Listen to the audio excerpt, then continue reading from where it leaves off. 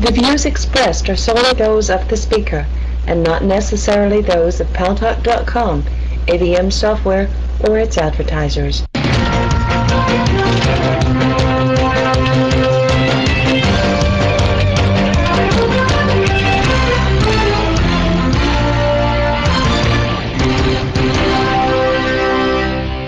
News Talk is online. News Talk Online is a production of Paltalk.com, the largest multimedia interactive program on the internet, with more than 4 million unique users on demand on iTunes and on YouTube. And thanks to our good friends at CRN, Digital Talk Radio, distributed to cable systems, serving an additional 12 million households.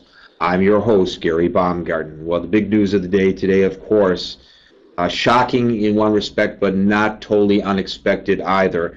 The assassination today of Pakistani former Prime Minister Benazir Bhutto. Ms. Bhutto was the first woman prime minister in an Islamic state. She was leaving an election rally when shots rang out and a bomb went off. She was killed and about 20 other individuals as well. She was a candidate once again for office in Pakistan. President Musharraf has urged people to remain calm, but some angry protests have gripped some cities. There have been riots, there have been buildings and cars set on fire, I am told, and at least 11 additional people died as a result. All kinds of recrimination going on now. Of course, this was the third and successful assassination attempt since the former Prime Minister Bhutto returned to the country. Very interesting, the view of her by many people. She was beloved by many. She was also considered by others, accused by others of being corrupt.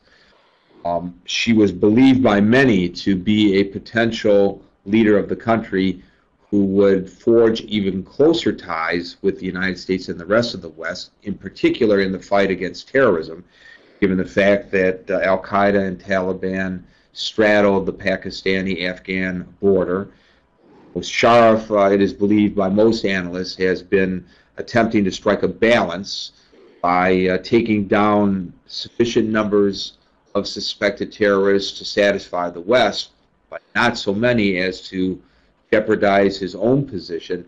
But it was widely believed that Bhutto, who studied in the United States, would probably be stronger if she were elected, and perhaps that makes the Taliban or Al-Qaeda the primary suspects. No one has claimed responsibility. No organization has claimed responsibility. So this was the second or third attempt on her life in recent months. And she had, I am told, been warned by Musharraf to not go through with this rally because he could not guarantee her safety. And she, of course, went in there and was killed nonetheless. So I believe now her father and her two brothers have been killed. And now, of course, she is dead. We can look today, and I'd like to look today during this program at what was behind the killing of the former Prime Minister of Pakistan, what this means for the country in the short term, what this means for the country in the long term, but perhaps more importantly, what it means for the region and by extension the world. Obviously, we know that not only is Pakistan concerned with the terrorists on the Afghan border, but we know that Pakistan shares a disputed border with India. We know that there have been times when India and Pakistan have faced off at that border over Kashmir, and we know that both countries, India and Pakistan, have the bomb, nuclear weapons capability. So it's in everybody's best interest that this situation be capped and that some kind of calm returns to Pakistan. Interestingly, as I traveled around Paltalk today in some of the Pakistani rooms and some of the social issues rooms, there were those who believed that what occurred, sadly, within the last 24 hours in Pakistan was strictly an internal matter, but there are those who believe external forces were to blame as well. Some believe that the Mossad or the United States was behind this, but to my way of thinking, I don't see where the United States or Israel much stands to gain by this assassination. In fact, I think both the United States and Israel potentially have lots to lose through this assassination. So I, for one, discount that kind of speculation, but there may be those of us here who will participate in this discourse in the next 55 minutes who agree with that assessment, and you're more than welcome to put forth your viewpoint. So the goal here today is kind of have a roundtable, and all of you are members of this roundtable, and we're going to give you opportunity to give your point of view about what you think was behind the killing and who was behind the killing of Benazir Bhutto and what this means for the future in that country, in that region, and to the world. So let's get right to the callers, because I see that there are a number of people who are standing in queue in the Paltalk virtual auditorium. Once again, if you have a working microphone and you want to participate, please raise your hand. The show screener will screen your call, and I will get to you as quickly as I can. Our first caller is Jim. Jim is joining us from Michigan. Jim, welcome to News Talk Online on Paltalk.com. Well, thanks, Gary. I picked up the news first here in the newsroom, which is very commendable to your program. And people rioting in their own country when somebody had been assassinated. I don't know, when Kennedy was shot here in America, we didn't riot, we mourned.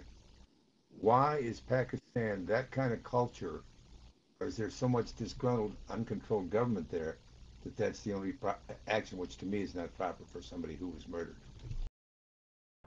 Well, I'm not an expert in the culture of Pakistan, Jim, and thank you for the call, but I will say that there has been a lot of frustration under the Musharraf regime over the suppression of political dissent in the country. And I would presume that some of the people who are expressing their frustration are doing so because they may believe, rightly or wrongly, that Musharraf is behind this. There are those who are smarter than me about this issue who believe that this is not his style, by the way. But I can imagine that there are those in country who would believe that. But remember, we've had our share of riots here in the United States. We had rioting over killings of political leaders.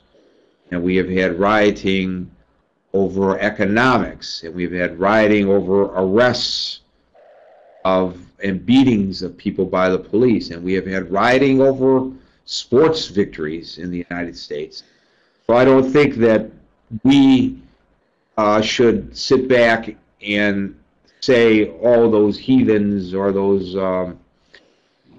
people who are under-civilized as compared to the United States in Pakistan. The West has had its share of rioting as well. You're right. When the President of the United States, John F. Kennedy, was assassinated, the country went into mourning, not into rioting. But there has been rioting over other issues, of course, in the United States of America. Our next caller is Aziz. Aziz is joining us from Iraq. Aziz, welcome to News Talk Online on Paltalk.com.